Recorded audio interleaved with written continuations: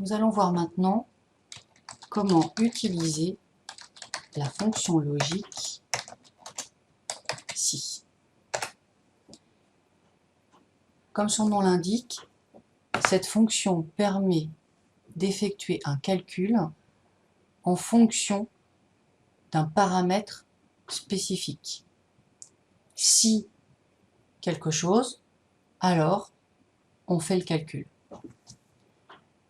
Imaginons que nous voulions, dans la colonne totale, calculer la surface correspondant aux chiffres qui sont indiqués dans la largeur, la longueur et l'épaisseur. Lorsqu'il s'agit de mètres carrés, nous allons effectuer le calcul largeur par longueur. Si ce sont des mètres cubes, nous allons effectuer largeur par longueur par épaisseur. Comment est-ce que cela s'écrit? Donc, je vous le rappelle, avec Excel, il faut respecter la syntaxe. Première façon, je vous montre comment on écrit la formule et ensuite, je vous montre comment utiliser l'assistant d'Excel. Si on veut écrire la formule, on va taper le symbole égal. Je vous le rappelle, nécessaire pour qu'Excel comprenne qu'il y a un calcul à effectuer. J'écris ensuite le nom de la fonction. J'ouvre ma parenthèse et là, ma fonction logique, elle va être en 3 parties. Premier argument, je vérifie ce qu'il y a dans la cellule des unités. Donc ici, c'est G6. Et je lui dis, si G6 égale M2,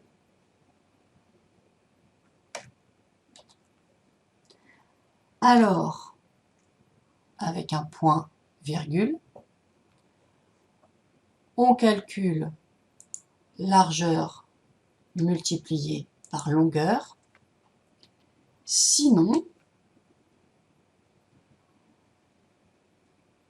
on calcule largeur multipliée par longueur multipliée par épaisseur.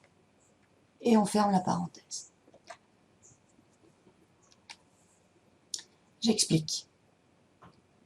G6 égale M2, c'est la valeur à vérifier, c'est-à-dire que l'on spécifie que si dans la cellule G6, on trouve le texte M2, alors on spécifie que c'est du texte en mettant des guillemets de part et d'autre de la valeur à trouver dans la cellule. Donc, si je trouve dans la cellule G6 le texte M2, alors, et le alors est symbolisé par le point virgule, alors je calcule largeur multipliée par longueur, puisque lorsqu'il s'agit de mètres carrés, on multiplie la largeur par la longueur. Sinon, et c'est le troisième argument de la fonction, sinon, dans mon tableau, si ce n'est pas M2, c'est forcément M3, c'est-à-dire mètres cubes. J'indique alors le calcul qu'on doit faire quand on trouve les mètres cubes, c'est-à-dire la largeur par la longueur par l'épaisseur. Vous voyez, on peut se repérer également à nouveau aux couleurs. Le sinon qui est là, c'est bien D6 par E6 par F6, le rouge, multiplié par le violet, multiplié par le vert. D'accord?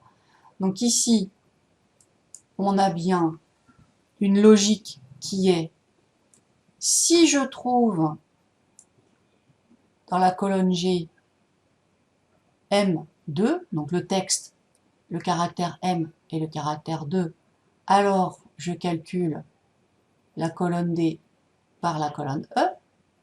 Si je ne trouve pas M2, dans mon exemple, c'est forcément M3. Donc quand on trouve M3, eh bien on calcule la colonne D par la colonne E par la colonne F. Je valide. Lorsque j'ai validé ma fonction, je vais pouvoir l'incrémenter, c'est-à-dire la recopier vers le bas, et je vois que mon calcul s'est effectué correctement à chaque ligne, c'est-à-dire ici, lorsque dans la colonne G, il a trouvé M2 non, donc il a fait le deuxième calcul. Il a bien calculé D multiplié par E multiplié par F.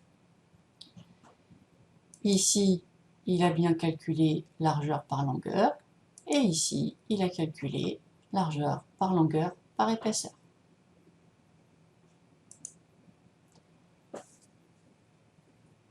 Si maintenant, je veux utiliser l'assistant de la fonction, onglet formule, je vais dans les fonctions logiques et je vais chercher la fonction si. Je retrouve ma fenêtre des arguments et ici le test logique, à savoir la première partie de ma fonction. Donc je veux vérifier, je lui dis si G6 égale, ouvrez les guillemets puisqu'il faut qu'il cherche du texte, M2, fermez les guillemets, est vrai, hein, donc Excel ici rajoute égale vrai, alors je calcule D6 multiplié par E6. Si c'est faux, c'est-à-dire si il ne trouve pas M2, alors il fait l'autre calcul, puisqu'il n'y a que deux possibilités dans mon exemple, D6 multiplié par E6 multiplié par F6. Donc ici, dans la description de la fonction, on retrouve l'explication. Donc, le test logique vérifie si la condition est respectée et renvoie une valeur si le résultat d'une condition que vous avez spécifiée est vrai, et une autre valeur si le résultat est faux. Je recopie et je trouve bien le même résultat. Voilà comment on utilise une fonction si dans un exemple où il y a seulement deux choix. Puisque vous l'avez compris, c'est si on trouve ça, alors on fait ça, sinon on fait autre chose. On a donc bien une seule alternative, c'est-à-dire deux choix.